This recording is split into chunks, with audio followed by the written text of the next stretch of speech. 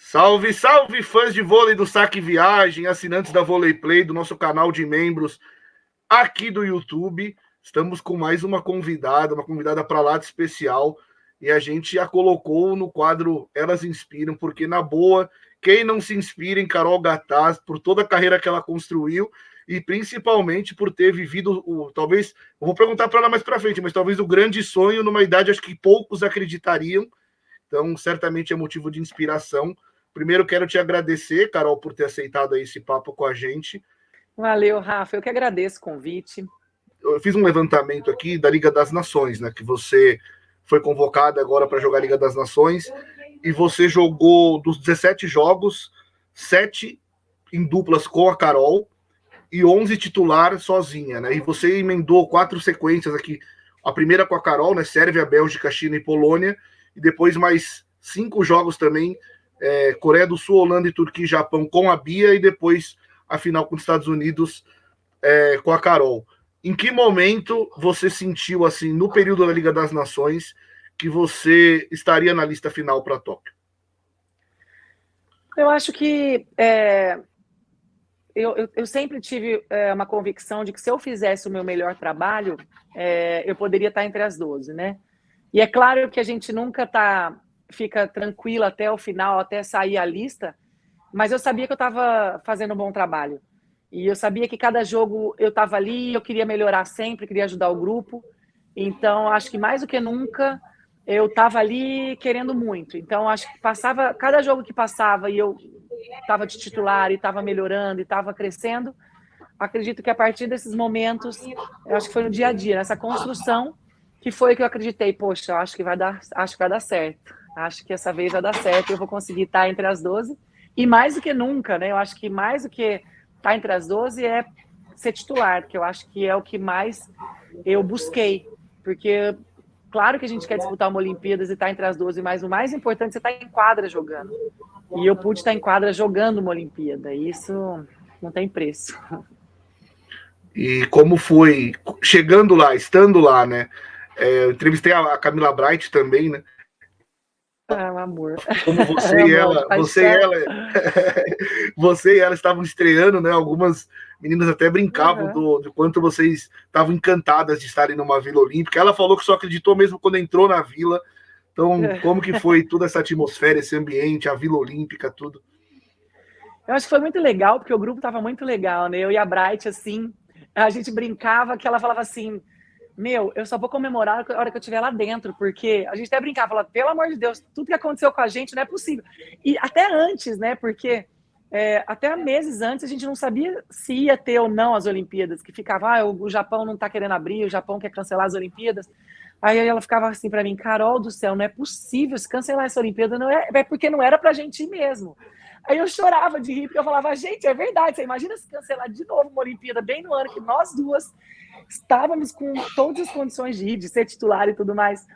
E foi incrível, porque a Bright é sensacional, né? Uma pessoa, um ser humano, assim, maravilhoso, e uma jogadora que dispensa comentários, né? Então, assim, foi muito bacana que a gente trocava energias muito, né? Durante a nossa preparação, e principalmente quando a gente já estava lá. Então, foi incrível. E eu falo, o mais incrível de tudo, né? Eu falo que incrível tá lá, mas o mais incrível são as pessoas que te fazem companhia nessa caminhada, né? A Bright é uma delas, a Rosa Maria foi uma delas, a Gabi foi uma delas, a Garay foi uma delas, enfim, outras várias jogadoras estavam ali que eu sabia que estavam ali na primeira vez também, super bacana. Então, acho que essa caminhada junto com todas elas foi muito incrível mesmo. E essa caminhada da disputa de uma Olimpíada, né? Acredito que seja não só seu, mas é o sonho de qualquer atleta. E como a gente brincou até um pouquinho antes da entrevista, existe uma máxima no esporte que o atleta vive o seu auge ali dos 27 ao 32. E você começou, na verdade, não que anteriormente a sua carreira não tenha sido vitoriosa, mas o alto nível do alto nível mesmo, a partir ali do Minas 2014, 15, ali com 33, 34, né? Como fazer para chegar e continuar jogando tão bem assim, sendo destaque de uma competição como a Superliga, numa idade assim acima dos 33 e agora com 40 também, porque você segue lá se destacando. Eu costumo brincar que a minha carreira tem AM e DM, né? Antes do Minas e depois do Minas. É muito incrível, assim, que eu falo que antes, que nem você falou, minha carreira sempre foi muito vitoriosa, né? Eu tinha sido tricampeã brasileira, jogado em todos os melhores clubes até então. E, por incrível que pareça, o Minas me resgatou de uma quase aposentadoria, né? Eu estava sem time quando o Minas me chamou para jogar aqui. Já era setembro, já tinha começado a Superliga e tudo mais. E foi assim, nos 47 do segundo tempo, eu costumo brincar, né? E o Minas, ele me acolheu de uma tal maneira que eu voltei a ter aquela vontade de jogar vôlei e de fazer o que eu sabia de melhor. E eu vi que eu poderia mais, que todos os anos que eu já tinha passado como profissional, não tinha sido nem a metade do que eu poderia chegar e poderia acontecer se eu me esforçasse e se eu aproveitasse toda a estrutura e tudo que o Minas podia me dar. Então, eu fui crescendo com o Minas, né? Nosso time, nós começamos em 2014 para 2015, e se você reparar, cada ano nós estamos crescendo, cada ano nós estamos conquistando um objetivo. Então, primeiro foi o Mineiro, aí ficar entre os 4 da Superliga, aí a gente bateu na trave de novo para a final, e aí depois chegou um momento que nós fomos para a final, e hoje nós somos bicampeãs brasileiras, tricampeã sul-americana, bicampeã da Copa do Brasil, campeã de tudo. Né? Então, eu acho que o Minas em si, eu falo Minas, eu englobo diretoria, eu englobo comissão técnica, eu englobo atletas que passaram também por lá, todas as pessoas que nos ajudam no dia a dia e nos ajudaram. Eu acho que isso tudo, esse ambiente todo foi muito importante para que eu pudesse realmente dar essa virada de chave na minha carreira. Porque eu amo o que eu faço, sempre amei jogar vôlei, mas o que faltava? Faltava esse vamos dizer, esse background que o Minas me deu, de ter eu ter um lugar que eles me tratavam como família, que eles me respeitassem, eles me colocaram como capitão, ou seja, eu queria me doar, assim, como líder mesmo. Então, eu só tenho que agradecer ao Minas, eu agradeço, eu tenho uma gratidão muito grande, sempre vou ter na minha vida, que o Minas, o que eles fizeram pela minha carreira, realmente não tem preço. Passa a receita aí, eu vi que na Olimpíada tiveram algumas matérias sua, Ana Cristina, né, que é novinha, para outras novinhas que estão começando, como seguir persistindo, seguir com essa motivação, quando acho que talvez poucos esperavam que o seu nome pudesse aparecer numa lista de seleção ou até ir para a Olimpíada, você foi lá e disputou a Olimpíada com 40 anos. Tem alguma receita, uma fórmula? Passa aí para jovens que certamente se inspiram em você. Não, eu acho que receita, é claro que cada um tem a sua, que nem a Aninha teve a oportunidade de ir com 17 anos e eu com 40, mas o que eu falo é que, primeiro, que a gente, sonhos não envelhecem, né? Eu acho que a gente pode ter sonho, a gente só não pode sonhar quando a gente morre, então eu acho que a gente pode sonhar e pode conquistar tudo que a gente quer sempre. Então, idade, algumas barreiras, somos nós e as outras pessoas, a cultura que impõe para a gente, né? A sociedade que impõe, ou seja, eu não vejo essa barreira. Então, acho que isso, para mim, foi muito gritante, isso, né? De não ver essa barreira sendo construída. Então, eu acreditei até o último momento. Talvez eu acreditava, mas eu achava que outras pessoas poderiam não acreditar e poderiam me atrapalhar nesse processo, mas, ao mesmo tempo, eu nunca deixei de acreditar. Né? Isso é uma coisa, mas o que eu mais falo assim é que realmente quando eu falo com as jovens, eu fico brincando, falo, nossa, se eu soubesse o que eu sei hoje, como eu me preparo, como eu descanso, como eu me alimento, como eu me suplemento, se eu soubesse tudo o que eu sei hoje, se eu soubesse antes, ia ser assim, eu teria chegado nesse auge de repente muito antes. Né? Mas foi o que eu falei, algumas demoram mais, outras demoram menos. Eu demorei muito a entender e aprender tudo isso, né? Que nem eu falo, eu sempre fui uma atleta muito disciplinada, mas faltava sempre alguma coisa. O que faltava era o que eu tenho hoje. Não só a disciplina, mas o cuidado, o descanso, a alimentação. Tudo que eu tenho hoje, eu consegui através desses anos que eu dei esse clique, falei, poxa, Carol, você já conseguiu tudo, você está na seleção, já tinha ido para a seleção, já tinha ido para o Mundial, já tinha ido para tudo.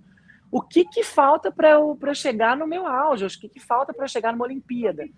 Então, assim, eu precisava dar algo mais. Então, eu acho que, principalmente hoje em dia, eu falo assim, que os jovens, eles não têm aquela mesma casca que nós tínhamos há 20 anos atrás, né, infelizmente.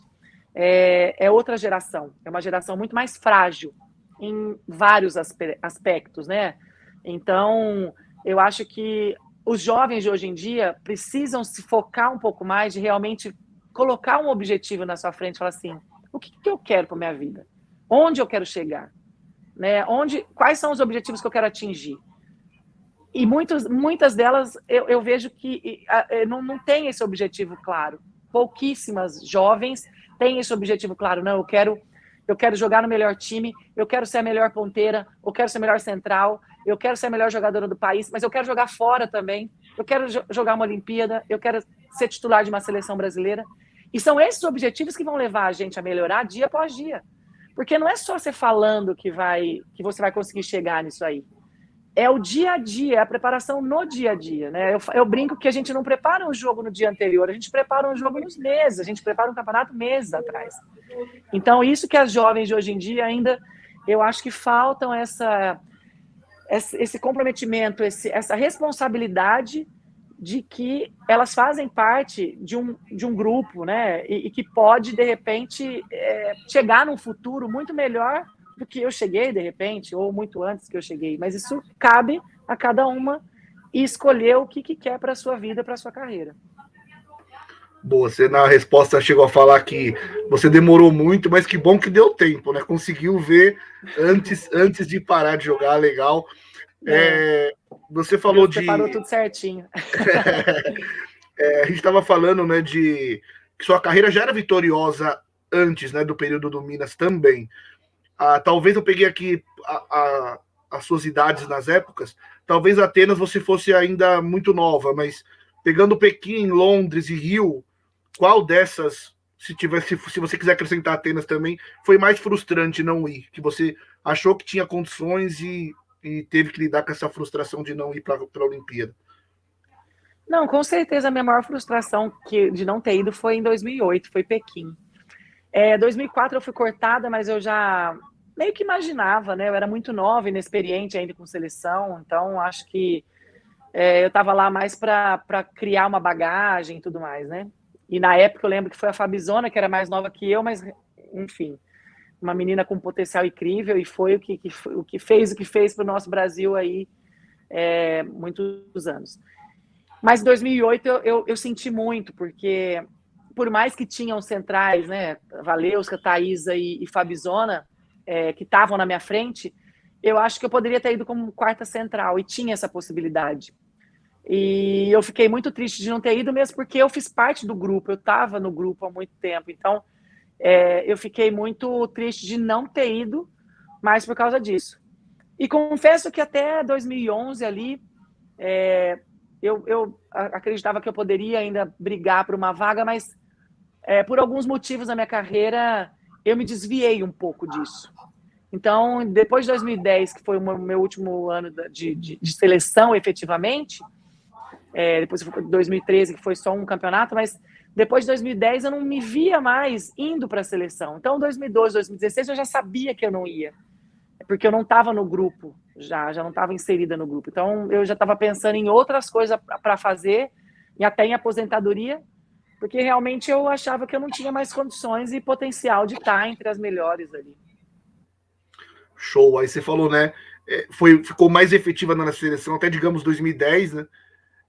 E aí foi convocada agora para essa, né? Até para a competição anterior.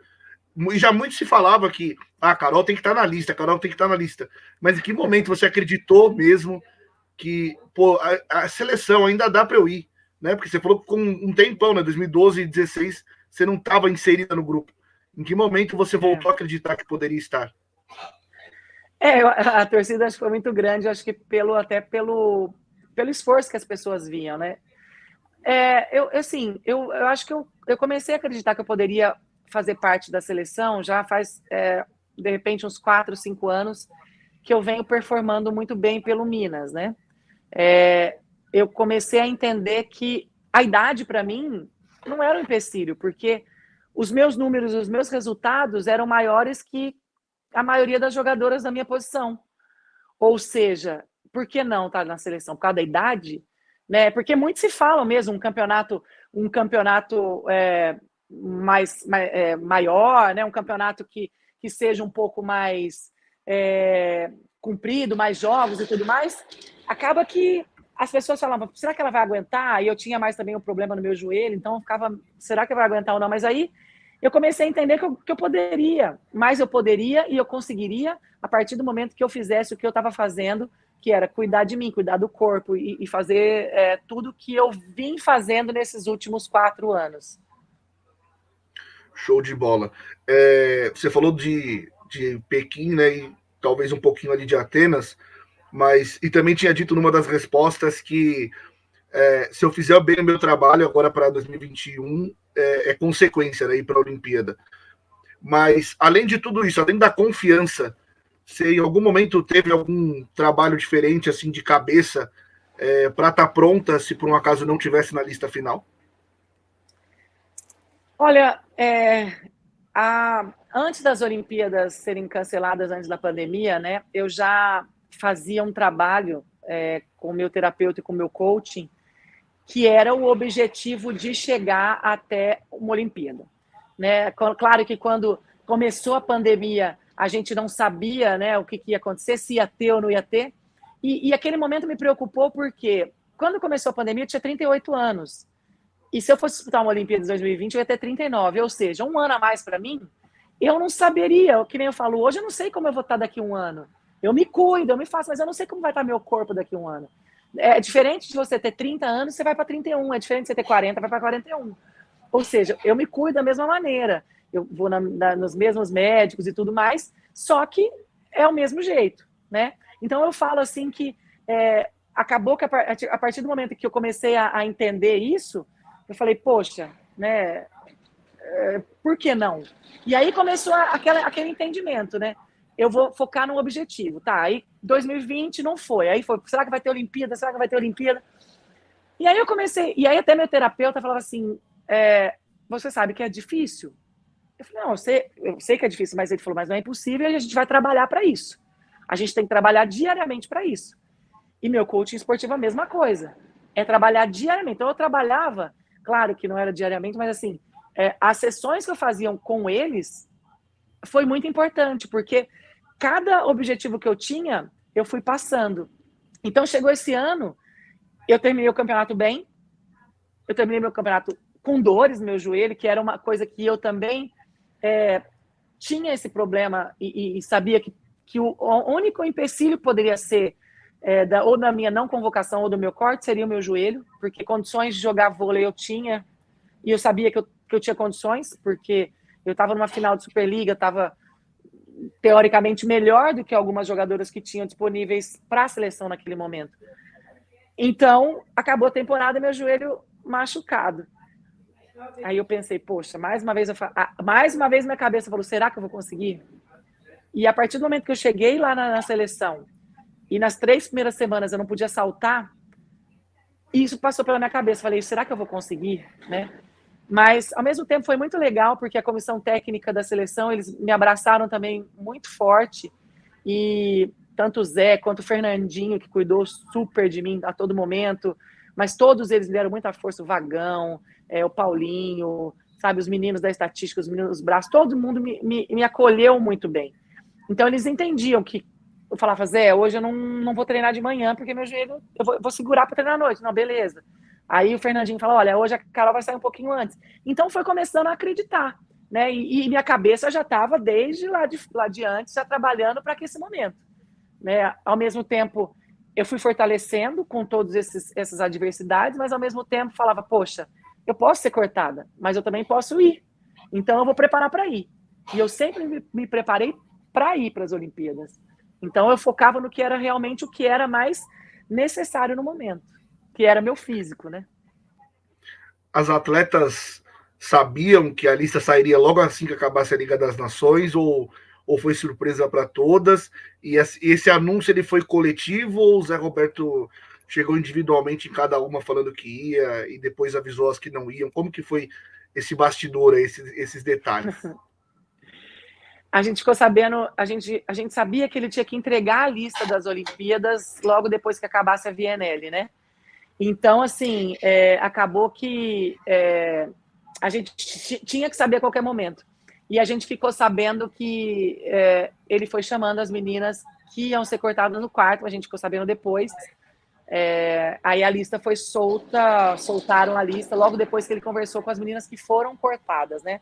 Então, com a gente, realmente, ele não conversou, a gente só ficou sabendo mesmo pela internet e tudo mais.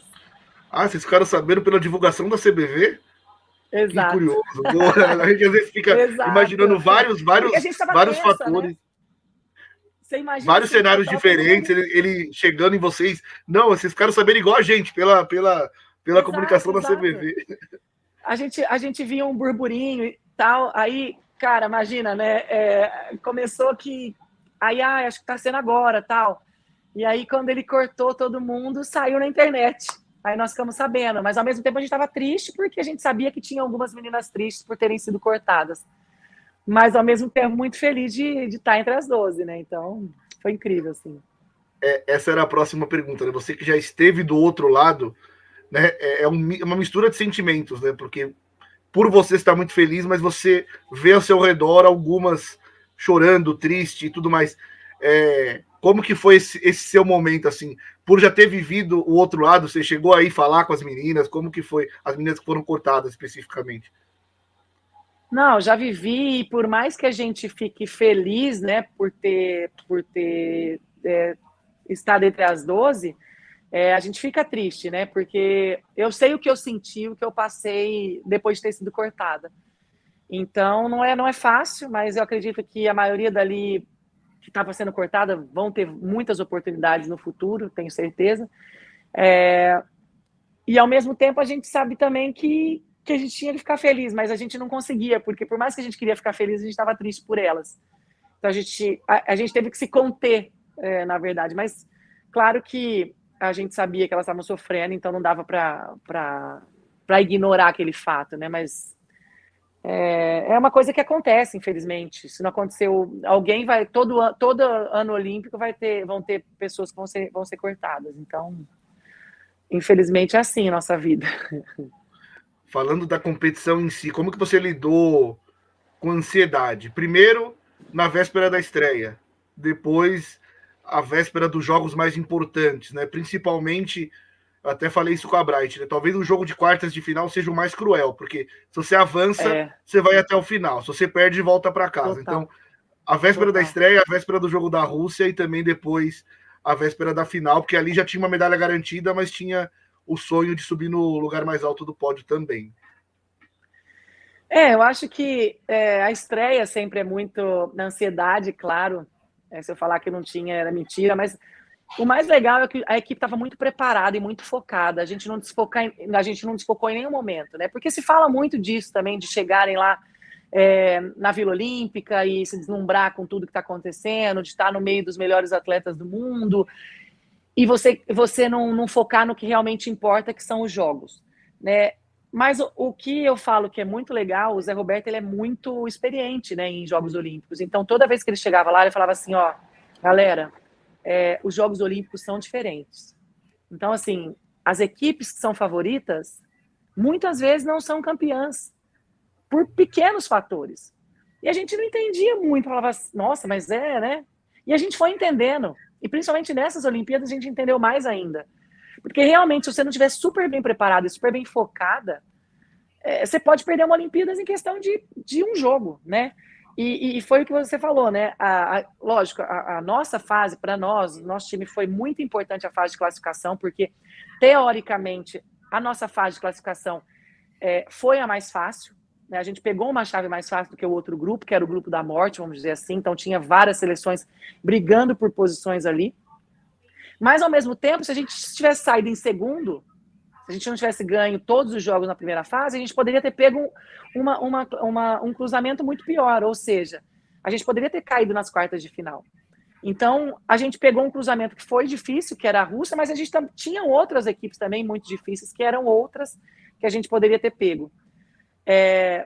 Então, o jogo de quartas de final, para a gente, talvez foi o mais sacrificante, não vou dizer sacrificante, mas o mais difícil, até no sentido de tenso, claro, pela rivalidade que tem Brasil e Rússia, por a gente saber que essas meninas não estavam jogando, elas estavam numa crescente, né? A Rússia tinha ganho dos Estados Unidos, ganhou de outras equipes muito fortes nas Olimpíadas, ou seja, era uma equipe que era uma das melhores. Então, assim, a gente sabia de N motivos que a gente sabia que ia ser um jogo difícil. Quartas de final, era tudo que a gente precisava focar naquele momento.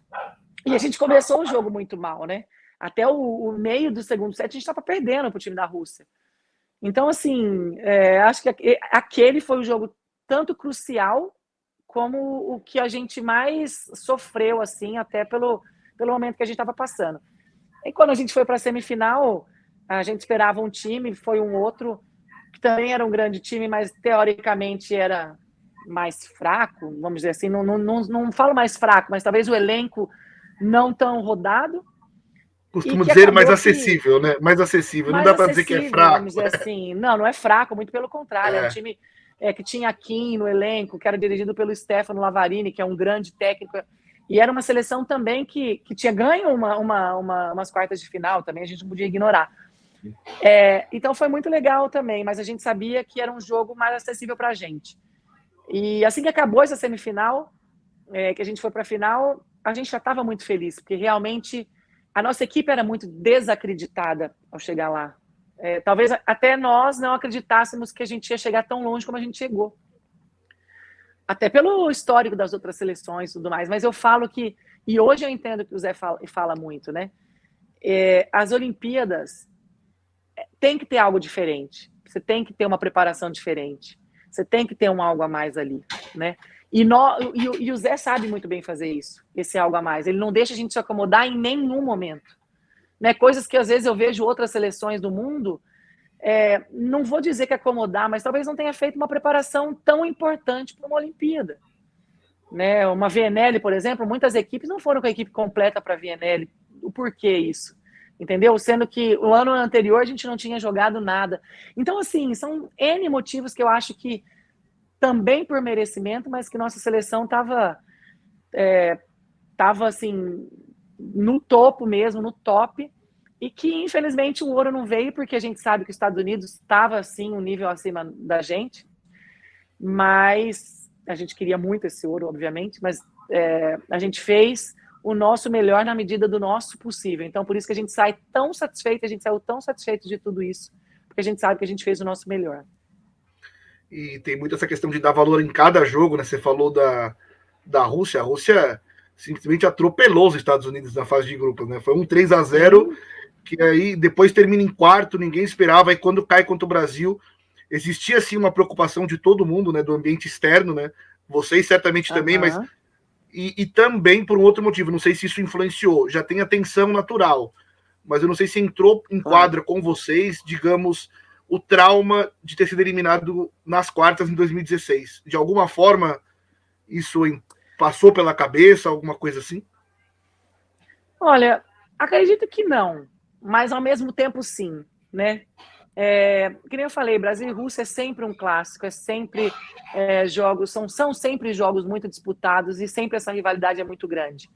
Então, eu acho que mais do que para nós, acho também pelo Zé de ter vivido aquilo lá, então é claro que fica uma tensão a mais. E querendo ou não, é uma palavra-chave, é um jogo-chave, né? Que se você sai nas quartas de final, você fica longe da medalha. Então, assim, é o principal jogo, né? Eu falo que quando você chega numa final, tudo é festa, né? Teoricamente, porque você já tá ali, você já tá garantido com uma medalha. Agora, antes não, antes você tá brigando ali para ter um lugar no pódio. E pra gente era muito importante, qualquer jogo era muito decisivo. Após essa vitória, foi o momento que você sentiu que dava para brigar por uma medalha, ou talvez uma vitória contra a Sérvia antes já deu essa confiança para você especificamente? Eu tinha muita convicção que o nosso time ia chegar para ganhar uma medalha. Eu tinha muita, assim. Eu acreditava muito na nossa equipe. Por mais que nós éramos desacreditados pelas outras pessoas, eu acho que a partir do momento que a gente entrou na competição e eu vi o time focado, eu falei, poxa, nosso time vai chegar. Ele vai chegar num lugar que a gente vai se orgulhar disso. Eu não sabia como, eu não sabia quando, eu não sabia contra quem, mas eu sentia muito, porque a energia do nosso grupo era muito diferente. E a gente sente, todos os anos, eu tenho quase 25 anos de profissional, então eu já passei por muitos grupos. E a gente sente quando um grupo não tá fechado, não tá focado, né? Às vezes tem uma coisinha aqui, uma coisinha ali, que sempre... Mas o nosso grupo estava muito fechado.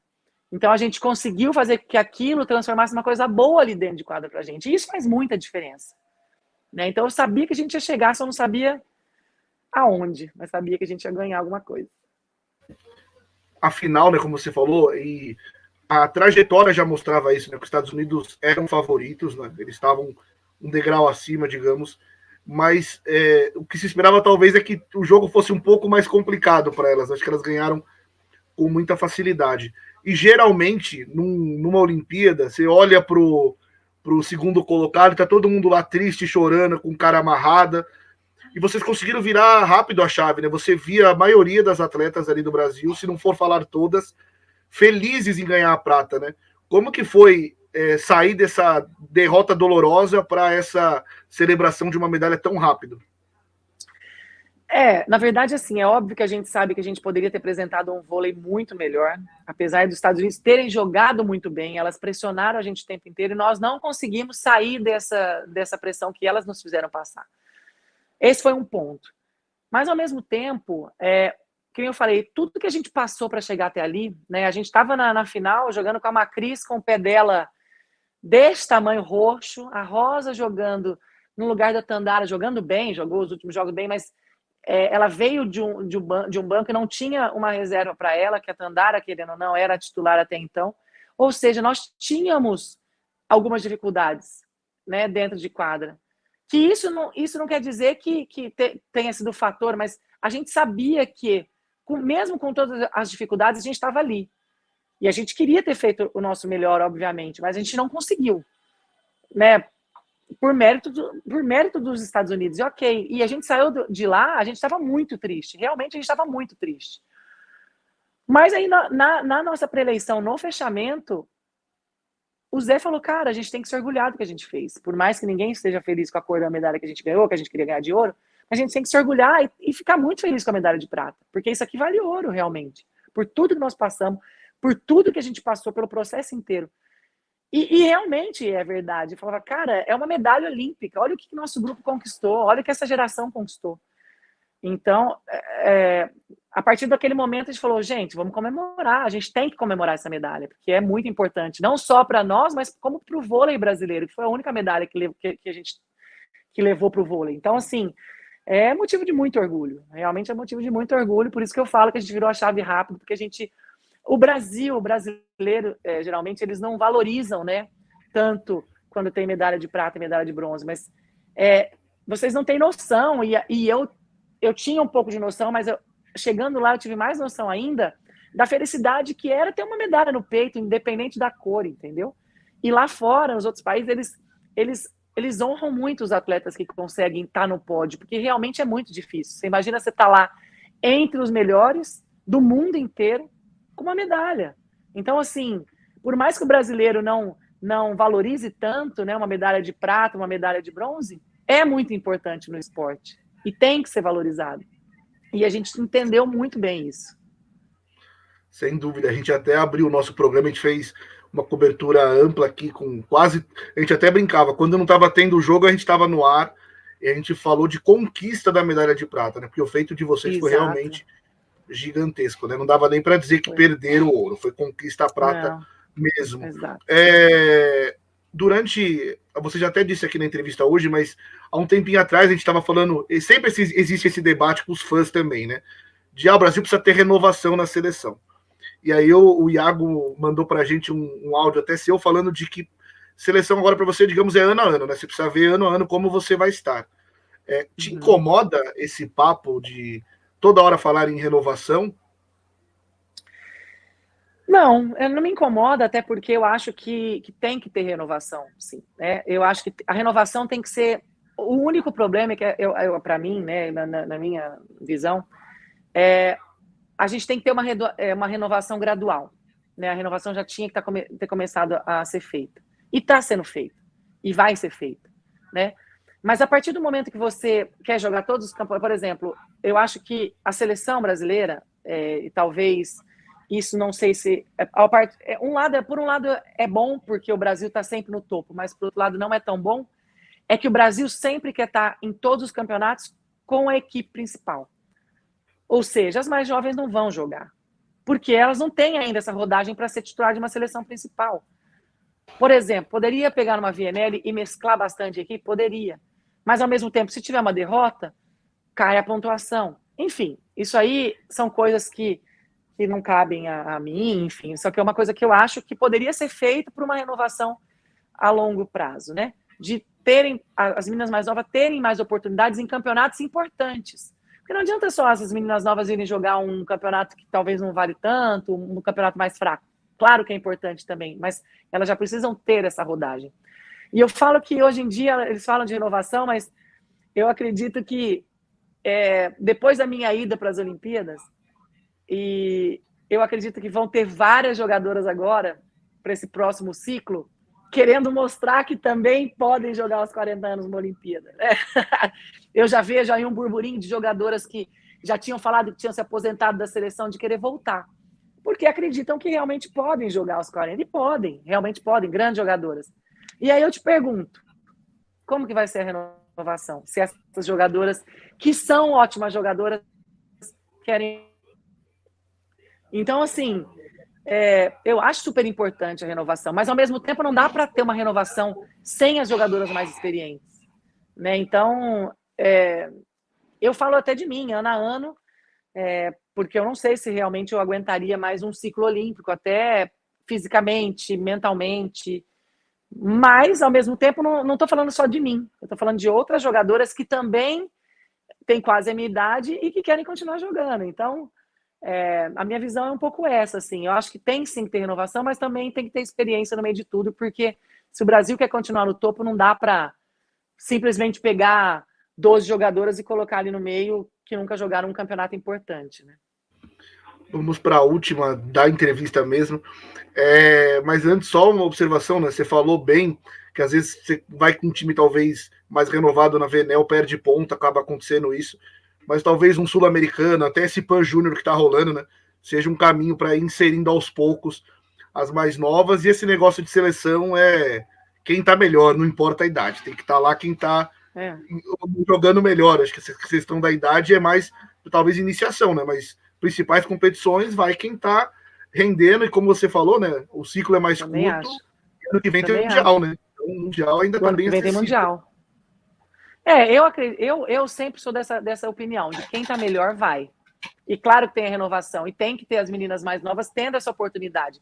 Mas, sem dúvida nenhuma, eu acho que quem estiver melhor tem que ir. É representar o país, gente. Querendo ou não, é representar o país. O que adianta? Eu tenho 40 anos, eu estou melhor hoje. Não, eu quero colocar uma menina de 20 anos porque ela tá melhor que eu. Mas a hora que chegar no vamos ver, é totalmente diferente um treinamento e uma Superliga de um campeonato lá fora. É totalmente diferente, né? A hora que a responsabilidade aperta. Então, a gente precisa ter, que nem eu falei, precisa ter essa mescla, não tem jeito. Show. Carol, olhei aqui, seu primeiro time, acho que pelo que eu achei aqui, profissional, Rio Preto Automóvel Clube, 96. Isso. Então, talvez profissionalmente já 24 anos de carreira, né? Acho que talvez igual a você, só a Valeuska, tem a Valesquinha também que ainda está jogando, né? As duas, a Valeuska e a Valesquinha. Para chegar e realizar o seu sonho. Tem a Jussi também, né? Que é também mais velha. A Jussi verdade. Ela começou um pouquinho depois da gente. Realizar seu sonho aí com 40 anos, foi preciso renunciar de muita coisa, assim, muita coisa que você gostava, fazia, e para ter esse foco, para conseguir, teve que ter muitas renúncias? Com certeza, muitas renúncias, muita mesmo. Muitas renúncias de vários aspectos, né? Pessoal, enfim, várias coisas. Eu acho que você se escolher ser um atleta profissional, você tem que ter renúncias, não tem jeito. Então, esse foi um processo que foi acontecendo. E, desculpa estar ouvindo essa barulheira aqui, não sei se vocês estão ouvindo, mas o Galo acabou de ser campeão aqui. Já acabou? Nossa, eu achava que era mais tarde o jogo. Acabou de acabar, o Galo está sendo campeão e Belo Horizonte está assim... Meu Deus do céu. Parou BH. Parou BH, tá ensurdecedor o barulho dos fogos aqui, mas muito legal, muito legal. Tô torcendo aqui pro Galo. Mas é isso, assim, eu acho que as abdicações acontecem e que nem eu falei, quando a gente escolhe uma profissão, qualquer profissão, acho que a gente vai ter que se sacrificar de alguma maneira, né? E talvez o esporte profissional é uma das que a gente mais abdica da nossa vida social. Então, a gente tem que amar muito o que a gente faz, mas não é fácil. Carol, muito obrigado, o papo foi muito bom. Desejo a você e ao Minas aí um bom Mundial, né? Principalmente, que está próximo e acaba rápido. A Superliga ainda tem muito pela frente, mas também desejo sucesso e que a gente volte a conversar mais para frente. Te agradeço muito pelo papo, espero que você tenha gostado.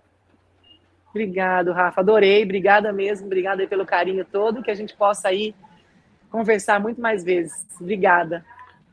Boa, galera, valeu, espero que vocês tenham curtido. Valeu, Carol, tchau, até uma próxima. Valeu.